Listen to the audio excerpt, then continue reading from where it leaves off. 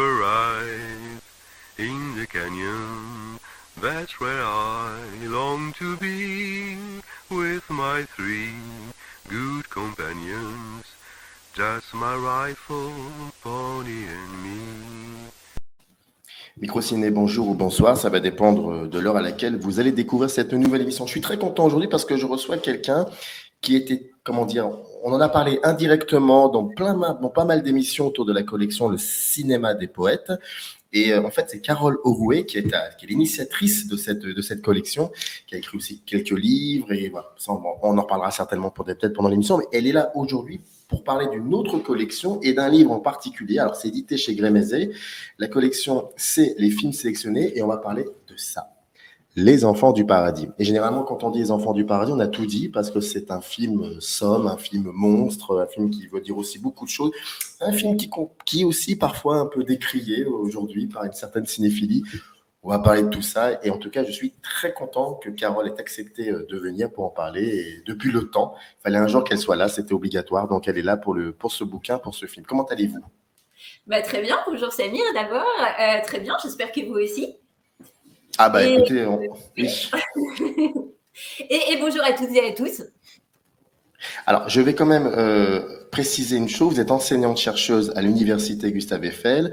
Vous êtes l'auteur d'une vingtaine d'ouvrages dans le cinéma de Guillaume Apollinaire chez Gray-Mézé, Prévert et Paris, ça se relit, Promenade buissonnière chez Paris-Gramme, enfin, Prévert et Paris, Promenade buissonnière Paris-Gramme, Prévert le cinéma, les nouvelles éditions, le cinéma dessiné de Jacques Prévert textuel, Les Enfants du Paradis, scénario original de Jacques Prévert chez Gallimard, et vous présentez Les Enfants du Paradis dans l'édition DVD Blu-ray. Première question, est-ce que ce film de Marcel Carné et de Jacques Prévert, ou Marcel Carné dialogué par Jacques Prévert, est-ce que c'est l'un des films les plus importants dans votre cinéphilie ? Est-ce que c'est ce qu'on dit souvent, peut-être votre image marquante, votre film marquant ? Oui, incontestablement. Alors, j'ai toujours beaucoup de mal à choisir et j'ai horreur de la question quel est le film que vous préférez, quelle est la chanson que vous préférez, parce qu'il y a beaucoup de choses que j'aime et des choses très variées, évidemment. Mais effectivement, c'est un film extrêmement important. C'est un film extrêmement important pour moi, auquel je suis arrivée grâce à Jacques Prévert, grâce à la poésie, parce que vous avez parlé du scénario, vous avez parlé des dialogues, et effectivement, c'est quelque chose, c'est une véritable réussite de la part de Jacques Prévert. D'ailleurs, c'est marrant que j'ai fait un petit bond tout de suite, que vous ayez dissocié scénario et dialogue, parce que je le précise d'emblée, pour Prévert, c'était une aberration de les séparer, de séparer les dialogues du scénario. Il avait d'ailleurs une analogie qui était assez réjouissante. Il disait, c'est comme si en peinture, on séparait celui qui peignait la campagne et celui qui allait peindre l'arbriste. Donc pour lui, les dialogues sont véritablement intégrés au scénario, c'est impossible de les séparer, et je pense que c'est aussi pour ça que ces scénarios sont si réussis, c'est que ces dialogues, ce ne sont pas des bons mots qui sont posés là, c'est véritablement quelque chose qui est créé en même temps que l'intrigue, que la structure narrative, et c'est pour ça que ça fonctionne bien et qu'il y a cette symbiose. Et quand on regarde les brouillons scénaristiques de Prévert, on est absolument subjugué, parce que dès la première étape, en fait, il prévoit les dialogues. Il les construit véritablement, il les pense, il les écrit véritablement en même temps que l'histoire. Et pour Les Enfants du Paradis, pour vous donner un exemple, quand on regarde le premier brouillon scénaristique, il y a écrit dans une ligne qui est consacrée à la caractérisation du personnage de Garance, clair comme le jour, clair comme de l'eau de roche, et c'est déjà une bribe de dialogue qu'on va retrouver dans le film et qui apparaît comme ça sur le premier jet. Donc vraiment, cette importance, cette symbiose entre les deux, je pense qu'il faut le souligner d'emblée, et c'est vrai que c'est via Jacques Prévert que je suis venue aux Enfants du Paradis, mais ça n'enlève rien au talent de Marcel Carné. La question, elle est très simple, c'est qu'on a souvent tendance à dire, je lisais récemment Jean-Pierre Melville qui disait, mais Les Enfants du Paradis, c'est Prévert, c'est pas Carné. Il y a toujours eu cette espèce de petit conflit comme ça, et vous, selon vous, est-ce que c'est un film qui a été fait par deux personnes, ou c'est un film plutôt Prévert, c'est un film Carné ? Alors, c'est un film qui incontestablement n'aurait jamais vu le jour sans Carné. Donc, c'est bien un film de Carnet et Prévert, même si je suis une préversienne, vous l'avez compris. Je trouve que c'est une opposition, en fait, assez stérile, qui n'apporte rien, d'essayer de les opposer. En fait, ce sont deux hommes, alors, à la fois humainement parlant et à la fois artistiquement parlant, qui sont extrêmement complémentaires. C'est-à-dire que Prévert est quelqu'un de très sanguin, de très foisonnant, qui a une imagination débordante et qui crée comme ça, un peu comme un feu d'artifice dans tous les sens. Et Carnet est quelqu'un qui va parvenir en quelque sorte un peu à le cadrer, à le canaliser et à extraire véritablement le meilleur de tout ce qu'il peut produire. Donc évidemment, ça permet encore une fois d'être complémentaire et ça permet d'arriver à une sorte d'équilibre, de perfection grâce à ces qualités qui peuvent être un petit peu opposées. Et après, quand je dis que Les Enfants du Paradis n'auraient pas vu le jour sans Carnet, bon, d'une part, il fait un excellent travail de réalisateur, hein, c'est un technicien hors pair, il dirige quand même aussi dans des scènes incroyables 2000 figurants hein, dans un même plan sur le boulevard du crime. Et c'est quelqu'un aussi qui sait parfaitement se saisir des mots de Prévert pour les mettre en image. En fait, il va mettre ces images au service des mots de Prévert en les respectant.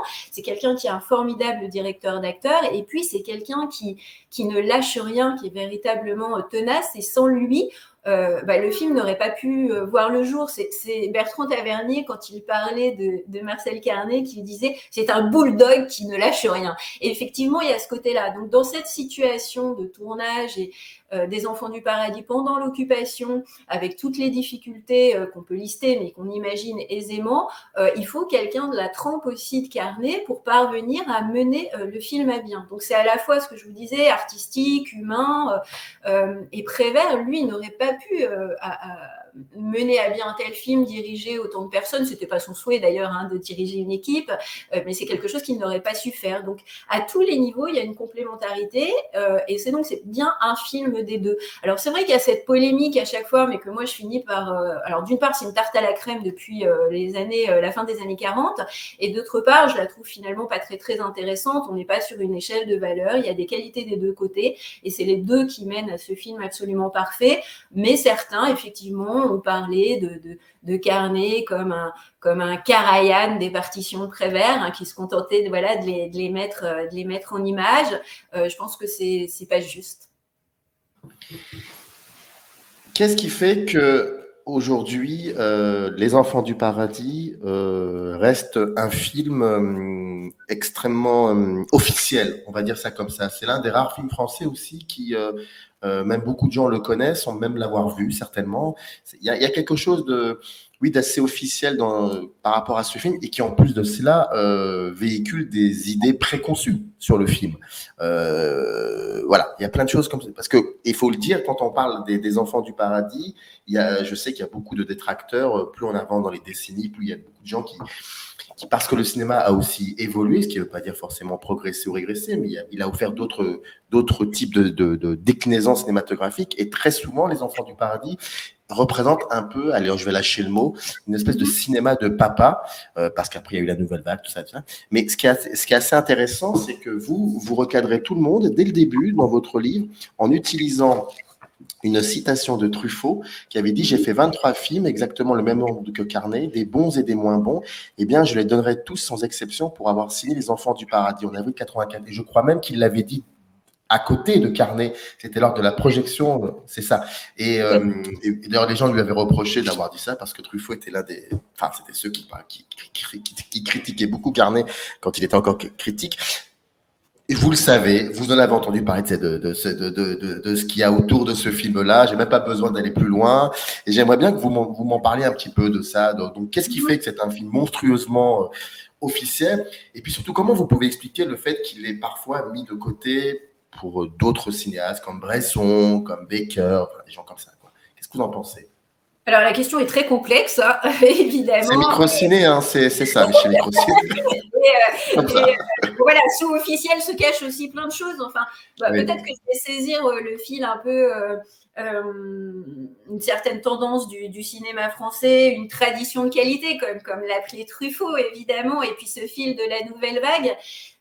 Pour vous répondre, Alors là aussi, je pense qu'on peut tomber quand même dans des oppositions un peu réductrices et qui ne sont pas forcément très, très intéressantes. Mais en fait, globalement, on va dire que cette opposition, elle vient effectivement de ce changement et de cette opposition avec la nouvelle vague qui aurait mis un grand coup de pied, qui a mis un grand coup de pied dans une certaine tradition française de qualité du cinéma de cette période. Bon, maintenant, comme vous l'avez dit, il y a cette citation de Truffaut que j'ai mis en épigraphe du livre qui tord un peu le cou justement à ces idées parfois un peu reçues et répétées depuis une cinquantaine d'années sans beaucoup de réflexion et parfois par des gens, effectivement, vous l'avez signalé aussi, qui n'ont pas vu véritablement le film, donc des idées préconçues. Si on veut aller toujours du côté de la nouvelle vague et toujours du côté de Godard en disant qu'on aurait une opposition entre les deux, c'est peut-être un moyen de lui rendre un petit hommage et de le rapprocher de Carnet et Prévert, aussi surprenant que ça puisse paraître. Mais Jean-Luc Godard, il fait dans son cinéma aussi beaucoup de clins d'œil à Carnet et Prévert et à Prévert. Donc cette opposition, elle va pas de soi. Si je pense simplement à Pierrot le Fou, il y a un moment dans le film, je ne sais pas si vous vous en souvenez, où Marianne, donc Anna Karina, a écrit quelques vers dans son petit cahier et ce petit cahier va être pris par Pierrot le Fou, par Jean-Paul Belmondo, qui va lire ces quelques vers à l'écran. Ces quelques vers, je les ai collés sur mon livre, ils sont là sous les yeux pour ne pas les déformer. Ce sont les suivants. Tendre et cruel, réel et surréel, terrifiant et marrant, nocturne et diurne, solite et insolite, beau comme tout. Et puis est ajouté Pierrot le Fou. Je pense que ça vous revient au fur et à mesure. Ces vers, en fait, ce sont des vers de Jacques Prévert. Ce sont des vers que Jacques Prévert a écrits en 1944 pour un très très long et très très beau poème qui s'appelle Lanterne magique de Picasso. Donc je m'arrête là, mais des liens, il y en a plein qui vont nous montrer aussi qu'il n'y a pas ce rejet forcément aussi frontal qu'on peut le dire. Et qu'il y a une certaine continuité, mais on aime bien opposer les choses. Alors sur le caractère officiel, pourquoi je cernais peut-être un peu moins, hein, c'est un film que... Qu'est-ce que vous entendez par officiel? Ça veut dire classique? Ça veut dire vu par tous? Qu'est-ce que ça veut dire officiel en fait? Ce que je veux dire, c'est que j'ai cette impression que c'est un film qui a une espèce de... Je sais que... Comment dire? C'est un film qui, quand je dis officiel, c'est que... En gros, il a une espèce de résonance avec peut-être un temps qui serait révolu du cinéma, et alors que je trouve aujourd'hui que si on le revoit, il a des choses encore très modernes. C'est-à-dire qu'il est vraiment dans la manière de construire un personnage, mais aussi dans la manière il a aussi des résonances avec la société d'aujourd'hui. Et quand je dis officiel, c'est que on a tellement pris ce film et on l'a tellement utilisé comme une espèce de classique du cinéma français qui fait qu'il est inscrit comme ça dans le marbre. Donc un film qu'on ne peut pas toucher, un film qu'on ne peut pas remodeler, un film qu'on ne peut pas rediscuter, qui fait que j'ai l'impression que c'est le genre de film que les Césars, par exemple, officialisent beaucoup. D'ailleurs, même je crois qu'en 95, si je ne me trompe pas, il avait été élu l'un des... Enfin, je crois qu'il y avait une cérémonie des Césars dans les années 80 qu'il avait élu comme le meilleur film français de l'histoire du cinéma, un truc comme ça. En fait, c'est pour les 100 ans du cinéma. Les 100 ans du cinéma. En 1995, il y a un jury de critiques et de cinéastes. Il y avait 822 personnes du monde entier qui se sont réunies et qui l'ont élu comme meilleur film de la première décennie du premier siècle du cinéma. En fait. Mais il y avait aussi autre chose dans les années 80, je crois qu'il y avait la cérémonie des Césars qui l'avait officialisé comme étant un... Je ne sais plus très bien. Voilà, oui, parce qu'il y avait... En fait, parce qu'il y avait, pardonnez-moi, parce qu'il y avait aussi un article de Danet, de Serge Danet, qui disait si on continue encore de mettre en avant ce film-là comme le film le plus important de l'histoire du cinéma français, c'est qu'il y a quelque chose qui ne va pas. Mais ce qui ne veut pas dire pour autant que le film est mauvais. Et donc, j'ai l'impression que il y a comme ça quelques films dans l'histoire du cinéma français qui ont été tellement inscrits dans le marbre, qui sont aussi présentés généralement à des jeunes à qui on veut apprendre l'histoire du cinéma. On leur dit voilà, il faut absolument voir ce film-là, comme il faut absolument voir Orson Welles, comme il faut... Et parfois, ils perdent un peu de leur possibilité d'être critiqués. Et donc, je trouve que Les Enfants du Paradis, c'est un peu ça. D'accord. Si vous voulez, je l'entends et peut-être que c'est le cas de certaines personnes. Moi, vous l'avez compris, c'est un film que j'affectionne particulièrement. Ça ne m'empêche pas d'entendre les critiques. Ça ne m'empêche pas de le revisiter. Donc, je pense que c'est juste une appréhension de ce film. Alors, effectivement, il est considéré, je pense que sous officiel, j'entends ça, il est considéré comme un film culte. Il est considéré comme un film culte parce que c'est aussi un film très travaillé, parfait, qui est absolument pas dans l'improvisation. Donc, il est montré un peu, sans doute, en exemple à ce niveau-là. Mais non, rien n'empêche de le discuter, rien n'empêche de le remettre en cause, rien n'empêche de le revisiter. Ça, c'est tout à fait possible. Et par exemple, vous parliez d'enseignement, d'histoire du cinéma. Pour ma part, jamais je ne dis à un étudiant il faut absolument aimer ce film, etc. pour telle et telle raison. Tout reste dans la discussion, dans l'échange, dans la revisite. Et je pense que s'il est très vu et très commenté, c'est aussi que c'est un film, parce que c'est un film de qualité, justement. Voilà, quand on n'a rien à dire sur un film, quand on n'a pas des avis qui peuvent être opposés, quand on n'échange pas, voilà, c'est que le film n'est peut-être pas très intéressant, ce qui n'est pas le cas des Enfants du Paradis. Et d'ailleurs, comment vous avez décidé de l'approcher, ce film important pour vous dans votre cinéphilie, à travers ce livre? Comment vous avez pensé la structure du livre? D'accord.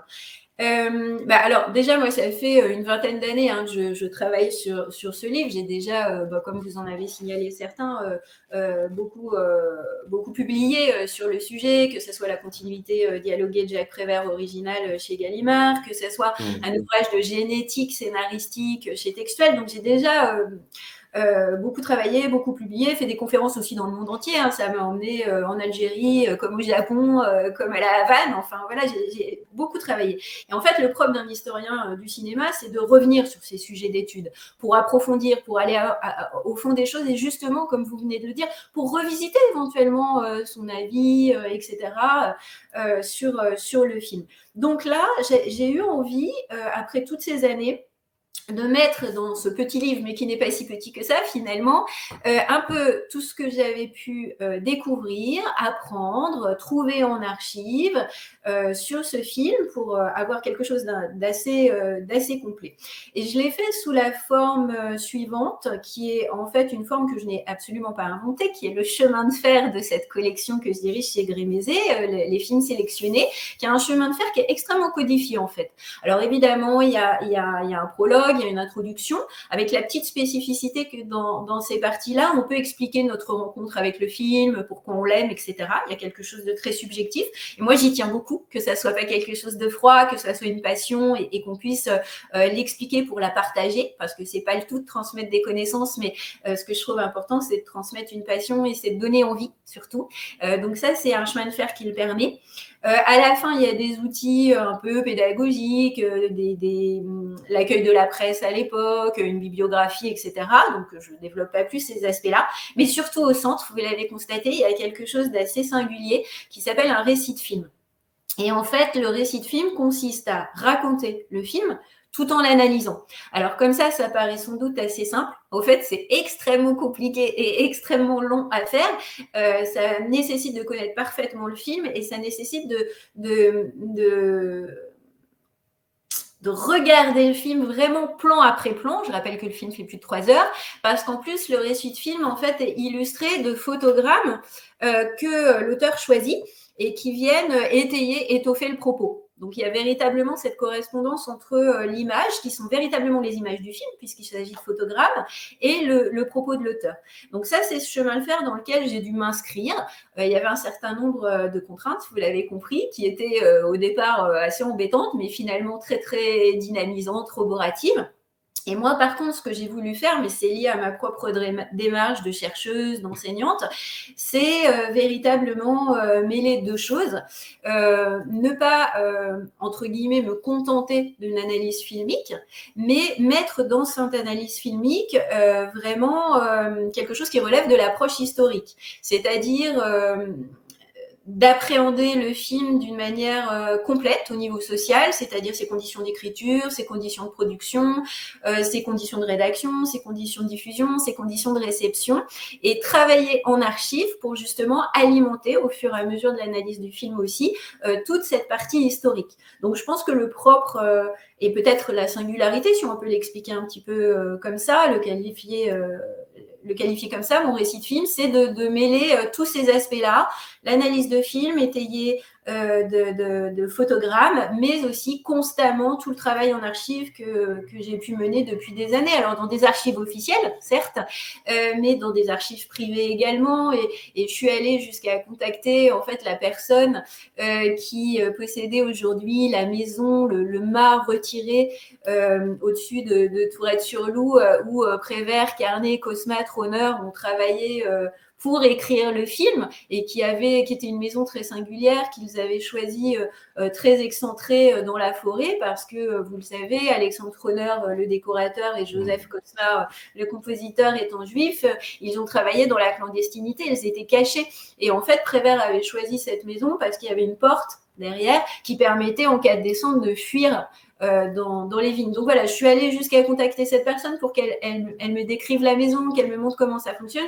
J'ai fait un travail le plus complet possible d'archives depuis certaines années et je pense qu'après, en fait, tout s'emboîte. C'est comme si voilà, le jeu de Lego s'emboîtait dans ce livre. Je pense qu'il est extrêmement dense. Qui contient beaucoup d'informations et mon envie, c'était évidemment de les transmettre pour transmettre ma passion, donner envie aux étudiants et aux autres lecteurs de voir le film, c'est ça le plus important. Et puis c'est aussi ma manière modestement de rendre hommage à ce travail, au travail de ces artistes qui est quand même absolument incroyable et qui est lié encore une fois aussi, on vient de l'aborder rapidement, mais à ce contexte. C'est-à-dire si ça fonctionne très bien et si tous les éléments artistiques sont en parfaite adéquation, on a parlé de la mise en scène et des dialogues, mais évidemment pour ajouter les décors, la musique, la lumière, etc., le jeu des acteurs, je pense que c'est aussi parce qu'on est dans une urgence créative pour essayer de surmonter la situation qui est en train de se passer. Donc il y a cette sorte de frénésie, de création en huis clos dans ce mât et de ce film qui est là, quelque chose qui est créé, qui prend aux tripes et il faut créer ce film malgré les conditions extrêmement difficiles. Donc c'est avec tous ces éléments-là que j'ai conçu ce livre, que j'ai écrit ce livre, mais vous l'avez compris, qui est un livre qui porte quasiment 20 ans de travail à l'intérieur de ces pages. Qu'est-ce qui fait? Est-ce que ce film,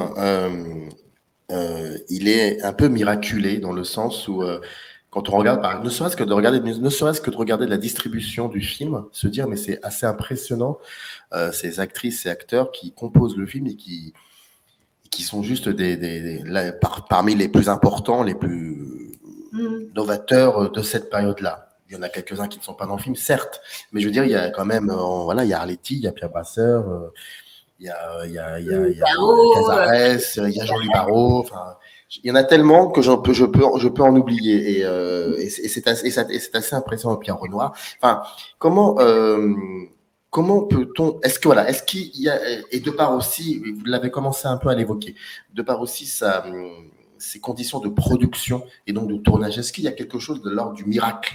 Est-ce qu'il y a dans ce film quelque chose de l'ordre du miracle?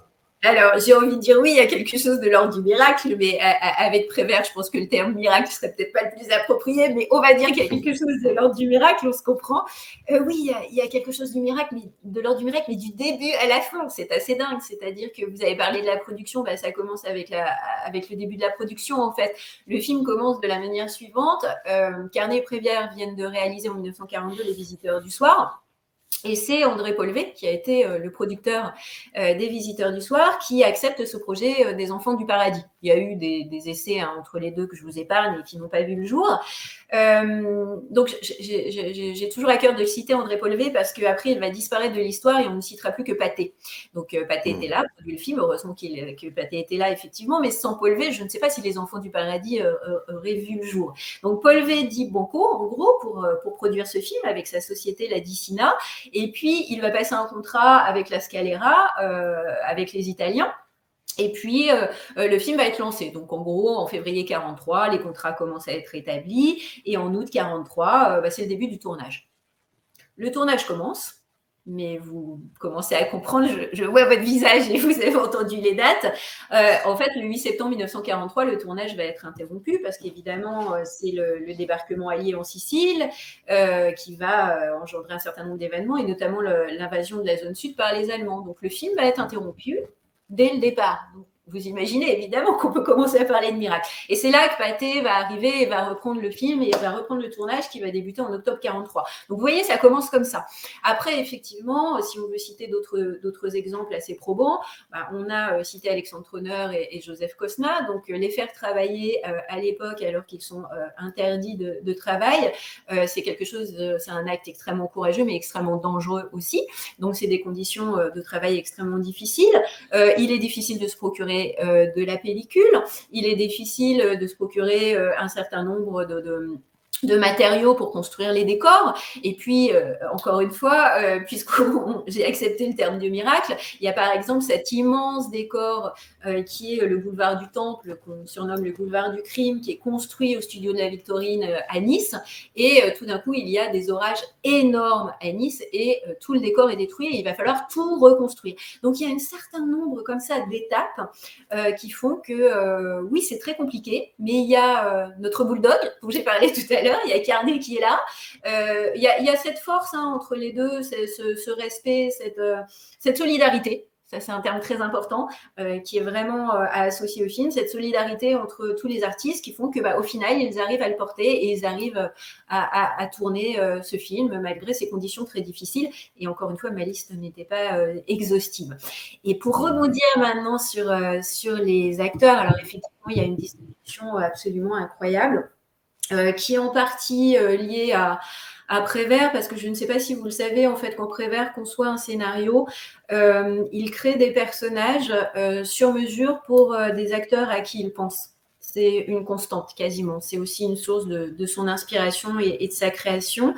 Et ce sont des acteurs qui sont souvent ses amis et qu'il connaît bien et qu'il est soucieux de servir par des rôles, en quelque sorte, à leur mesure.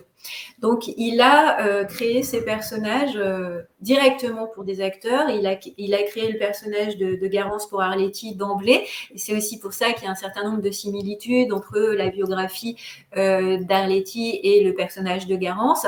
Donc, il les a tous créés sur mesure. Il y avait finalement que le personnage de Nathalie, de Maria Cazares, qui était prévu pour Marie Déa, qui venait de tourner dans Les Visiteurs du soir. Et Marie Déa n'était pas disponible et Maria Cazares est arrivée dans le projet, pour notre plus grand bonheur d'ailleurs. Mais voilà, il y a ce choix, cette sorte de distribution. C'est assez atypique peut-être pour un scénariste quand même, qui est propre à Prévert. Et d'ailleurs, je ne sais pas si vous avez déjà vu un brouillon scénaristique de Prévert. Non. J'ai gardé celui des Enfants du Paradis sous le coude, mais disons que j'avais super envie de vous le montrer si vous n'aviez jamais vu à quoi ça ressemblait. Alors, je vous montre ça. Ça, en fait, c'est comme une grande planche de Bristol qui, évidemment, là, est reproduite. C'est beau comme un tableau de Miro, mais ce n'est pas un tableau de Miro. Et c'est la première version scénaristique de Jacques Prévert pour Les Enfants du Paradis. Je vais vous montrer une autre page. Et pourquoi je tiens à vous la montrer, c'est parce qu'en fait, je vais vous expliquer comment il crée, et vous allez voir le lien avec les personnages. Il dessine d'abord des lignes horizontales, comme une sorte de portée musicale. C'est sa première étape. Et dans ces lignes horizontales, il va positionner les personnages. Alors ça, c'est très particulier, c'est-à-dire que Prévert, il commence à créer un scénario en créant les personnages. Et en fait, il met d'abord les personnages principaux, puis les personnages secondaires. Donc là, ici, on va avoir Baptiste, Frédéric, Garance, etc. Donc ça fonctionne avec des lignes. Et en fait, à côté des prénoms qu'il a envisagés, il écrit le nom des acteurs. Alors pour Garance, il ne l'a pas fait, c'était une évidence, c'était Arletty. Et il va commencer à caractériser ses personnages. Donc il les caractérise par des mots, il peut mettre des adjectifs, con, prétentieux, intelligent, etc., des choses comme ça. Il les caractérise, comme je vous l'ai expliqué tout à l'heure, d'emblée par des bribes de dialogue. On va trouver des guillemets et des bribes de dialogue. Et puis, ce qui est intéressant aussi, c'est que sa création, elle dépasse en quelque sorte le stade verbal textuel parce qu'il dessine un certain nombre d'attributs qui vont permettre de caractériser le personnage. Et je ne sais pas si vous voyez ici, par exemple, on a un petit miroir avec un point d'interrogation. Et en fait, c'est le petit miroir de Garance qu'on trouve d'emblée dans le puits au départ, parce qu'il y a toute une réflexion sur l'identité. Donc, il caractérise ses personnages, et donc c'est ça, c'est ce choix d'acteurs exceptionnels qui sont aussi des amis, qu'il connaît, pour qu'il construit des rôles sur mesure et qui vont être capables de les interpréter d'une manière absolument incroyable. Donc, c'était pour lier ce point à la caractérisation des personnages, et ça veut dire que Prévert, il commence ses scénarios par les personnages. Et l'histoire après. Donc, je pense que c'est aussi ça qui peut expliquer cette force dans les films de Prévert. On parle d'ailleurs d'une bande à Prévert parce qu'on retrouve des comédiens récurrents, évidemment, à chaque fois de film en film. Et Marcel Carné dans tout ça, comment c'est son 8e film. Après, ce qui est assez bizarre, c'est qu'avec le recul, quand on voit ce qu'il a fait après Les Enfants du Paradis, il n'aura plus pratiquement le même succès que Les Enfants du Paradis, même si Les Tricheurs, à l'époque, avaient créé une espèce de polémique. Voilà, il y avait eu pas mal de choses à la télévision et tout.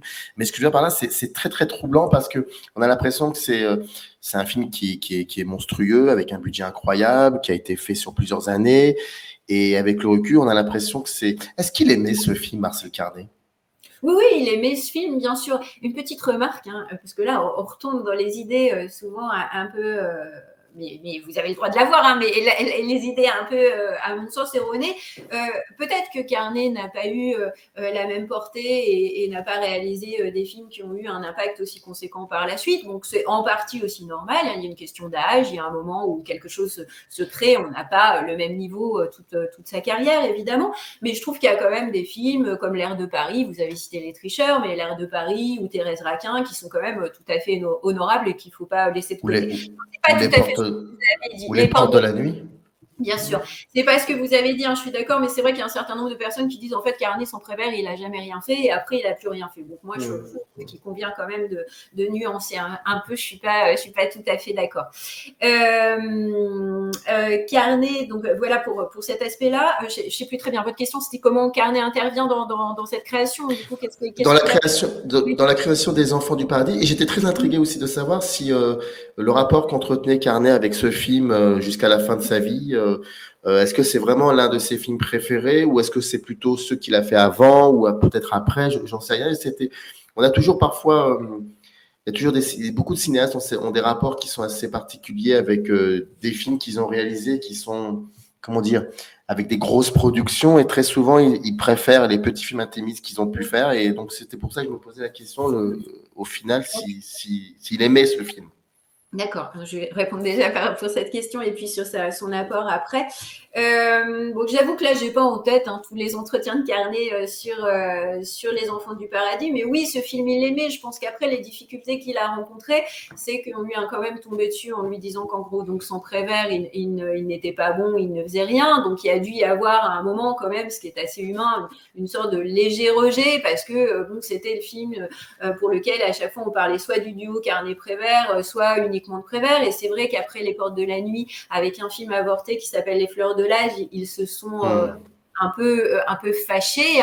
Prévert a fini par envoyer un télégramme en lui disant écoute, un télégramme à Carné, écoute, je te prie de rentrer grands chevaux dans Petites Écuries. Et il y a eu un moment où c'était effectivement très tendu. Et leur collaboration après Les Portes de la Nuit, La Fleur de l'âge et La Marie du Port, que certes Prévert n'a pas signé, bon, c'est arrêté. Après, ils se sont réconciliés, etc. Mais je pense que oui, voilà, c'est quelque chose un peu humain. Ce film, il l'aimait profondément, il en était profondément fier. Mais il y a eu un moment, sans doute suite à ce contexte, voilà, à cette association, où peut-être il a préféré se mettre en avant des œuvres qui étaient sans Prévert, plus personnelles et qu'on pouvait lui attribuer à lui seul. Voilà. Mais c'est pas un film qui le reniait, loin de là, bien évidemment. Et c'est un film qu'il aimait beaucoup et il y a de quoi l'aimer et de quoi être fier, bien sûr. Il y a de cela, oui. Pardon, Ouais. vous vouliez dire quelque Non, chose. non, mais je voulais répondre à la deuxième partie de votre question. C'était parce qu'on a parlé du scénario de Prévert tout à l'heure et l'apport de Carnet. L'apport de Carnet, il est là très tôt. C'est-à-dire que j'ai parlé tout à l'heure de complémentarité entre les deux hommes. Pendant que, faut s'imaginer, hein, ce huis clos dans ce mât en Provence, et Prévert est en train d'écrire. Il met 6 mois pour écrire ce scénario. Alors Carnet intervient dès le départ, dans le sens où il rentre à Paris, il va chercher de la documentation au musée Carnavalet notamment, qu'il rapporte dans la maison, qu'il donne à Tronneur, qu'il donne à Prévert, pour qu'il puisse justement s'inspirer de cette époque, du 19e siècle, de ces personnages qui ont réellement existé, bien sûr, et pour leur donner en quelque sorte une matière pour créer. Et quand il crée, évidemment, Carnet n'est pas loin, et il y a des échanges, il y a des interactions, il y a des discussions.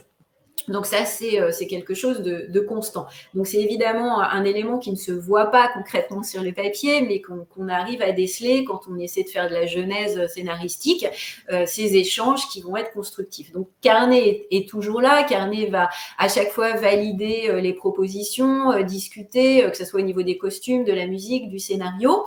Et puis il y a un moment où Prévert va livrer sa continuité dialoguée, et Carnet va prendre cette continuité dialoguée et la faire passer en découpage technique, s'en servir pour faire son découpage technique, et donc apporter toutes les mentions de plans, de caméra, etc.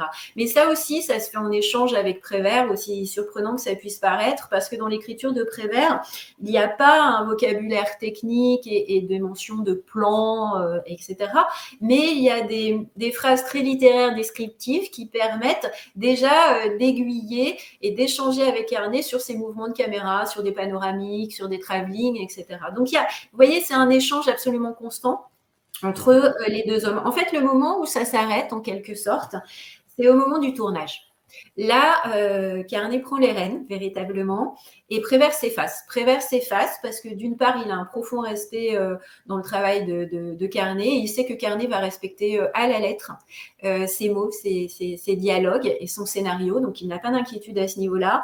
Prévert est très conscient aussi, comme on l'a déjà expliqué, qu'il n'avait pas les qualités, que ce n'était pas un meneur d'hommes, un meneur d'équipe, donc il sait qu'il n'a rien à faire sur le plateau, et donc il livre en quelque sorte les choses à Carnet en pleine confiance. Voilà.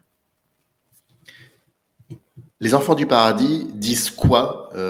Est-ce que ça dit plutôt quelque chose de la société française de l'époque, ou ça dit aussi quelque chose de l'état des lieux du cinéma français de l'époque, avec le recul maintenant? Ça dit tellement de choses, mais c'est marrant parce que moi, quand je le vois, si je dois préciser ce que ça dit, j'ai envie presque, et je pense que c'est pour ça qu'il est universel et qu'il passe les années, j'ai presque envie de me déconnecter d'une époque ou d'une période. Je trouve que ça dit beaucoup plus de choses sur l'amour, sur la nature humaine, sur les sentiments, sur la manière de créer, sur les artistes, etc. Finalement. Que sur le reste, et j'ai l'impression que c'est toujours ce qu'ils ont. Alors, revendiquer, le terme est peut-être fort parce qu'ils ne revendiquent pas ouvertement les choses. Carnet et Prévert, comme dit Prévert, il y a des choses, plutôt que d'en parler, il vaut mieux les faire, et donc il les fait. Mais c'est ce caractère-là, voilà, universel sur ces éléments qui me paraissent absolument primordiaux. Et puis, quand on regarde les personnages de ce film, moi, ce qui m'a toujours surpris, ce qui m'a toujours assez étonné, c'est que on a cette impression, quand on regarde les personnages, donc les caractéristiques de chacun des personnages de cette histoire, on a cette impression que le film a été écrit par plusieurs personnes. Ne serait-ce que de voir Lacenaire, ce personnage qui est résolument peut-être, en tout cas, quand on est enfant, voire un peu adolescent, et qu'on regarde un film comme ça, je sais pas pour vous ou pour les autres, mais moi, c'est vrai que le rapport à Lacenaire était très très personnel, était très particulier, parce que on voyait rarement un personnage comme ça, et puis c'est surtout dans ce cinéma-là, et puis surtout, on a l'impression qu'il est résolument moderne, ce personnage-là. Alors, je crois qu'il y a aussi le fait, parce que c'est interprété génialement par Marcel Héran, mais il y a quelque chose chez Lacenaire qui fait que, enfin, il y a, voilà, pour dire en gros que et c'est pas qu'un travail scénaristique de Prévert, parce qu'il y a aussi comment Carnet comment Carnet capte cela, mais on sent que Oui, il y a quelque chose de très contemporain qui est en train de se faire et qui peut parler à n'importe qui aujourd'hui. Et donc là, voilà, c'est ça. Le travail sur les caractérisations des personnages, que cela soit écrit, mais aussi dans la manière de capter tout cela, je trouve qu'il y a quelque chose d'assez, tu dans ce mot qui veut dire beaucoup et rien peut-être, moderne. Il y a quelque chose de très moderne. C'est pour ça que le film, pour moi, finalement, ne vieillit très bien. Si tant est, plutôt il se bonifie. Ben, c'est ce qu'on disait hein, à l'instant, c'est que je pense que ce qui parle le plus, c'est des choses intemporelles à l'intérieur du film, en fait. Alors, plein de réactions de votre question qui, encore une fois, est très riche. Cette impression qu'il y a des personnages et des histoires qui ont été écrites par plusieurs scénariste, on va dire, en quelque sorte. C'est extrêmement juste, vous ne pouvez pas imaginer à quel point, c'est-à-dire que Prévert, il a quand même une constante dans son écriture scénaristique, c'est qu'il crée toujours une intrigue principale, comme un noyau central, autour de laquelle il va créer des intrigues secondaires, satellitaires.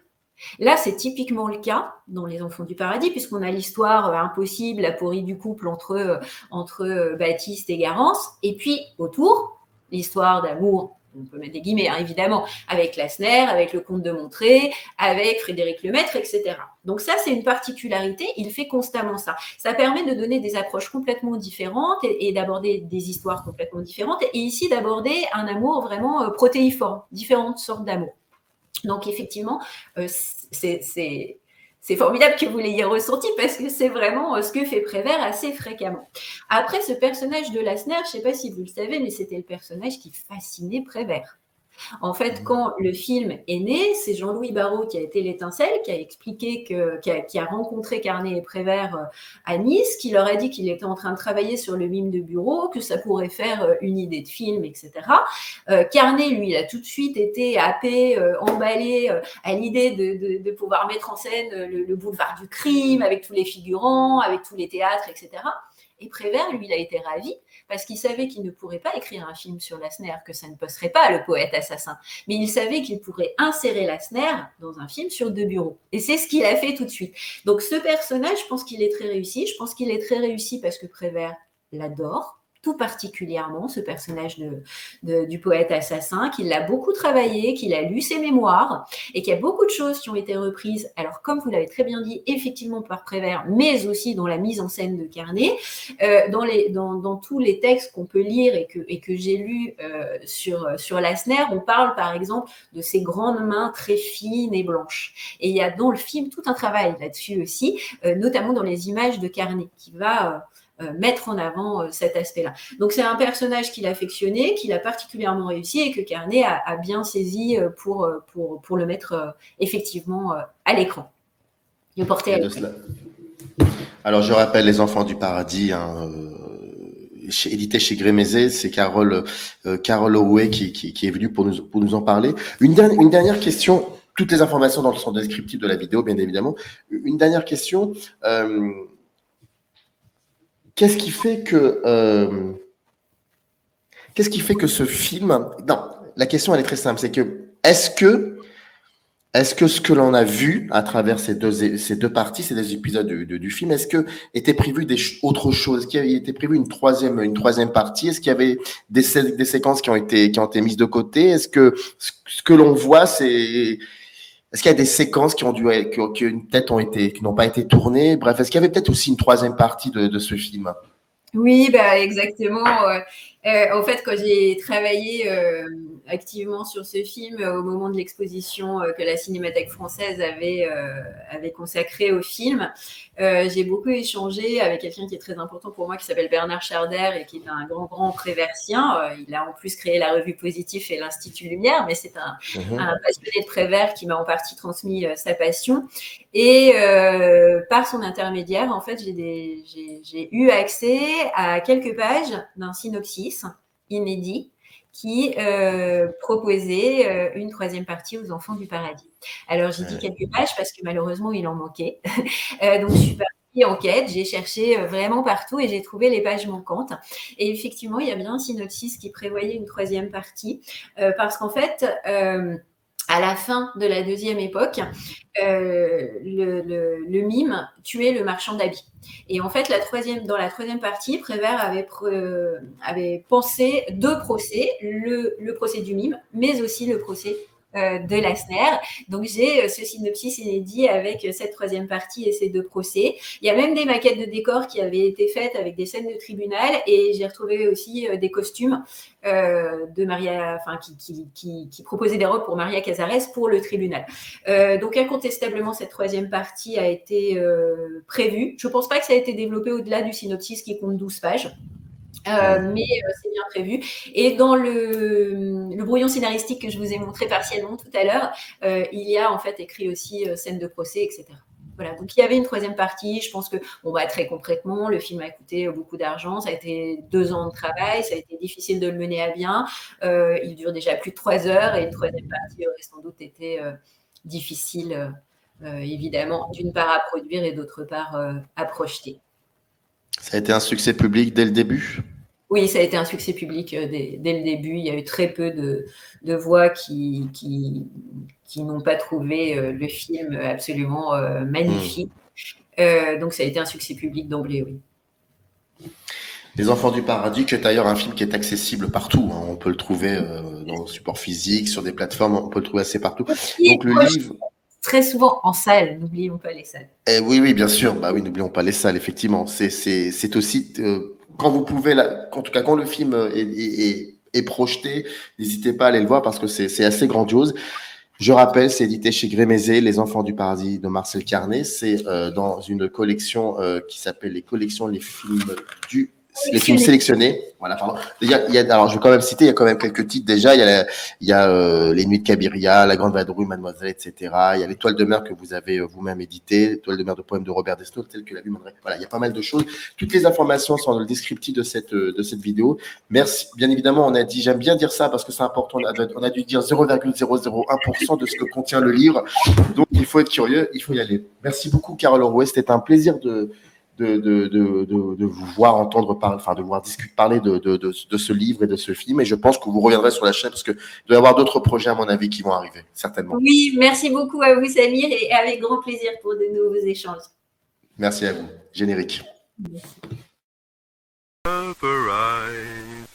In the canyon, that's where I long to be, with my 3 good companions, just my